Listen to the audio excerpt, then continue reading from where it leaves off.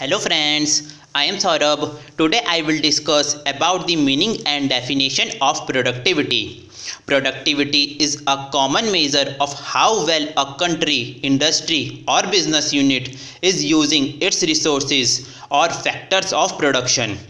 Productivity is equal to value of goods and services produced upon value of resources utilized for our production, or simply output upon input.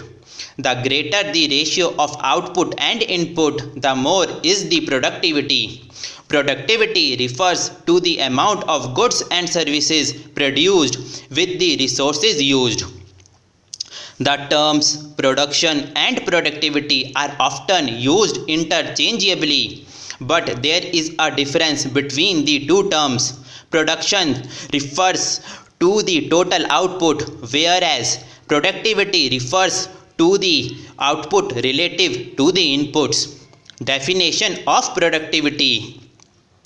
According to International Labour Organization, that is ILO, productivity is defined as the ratio between the volumes of output is measured by production indices and the corresponding volume of labor input is measured by employment indices. The production indices and labor input are compared, as in this explanation productivity is seen in perspective of labor only.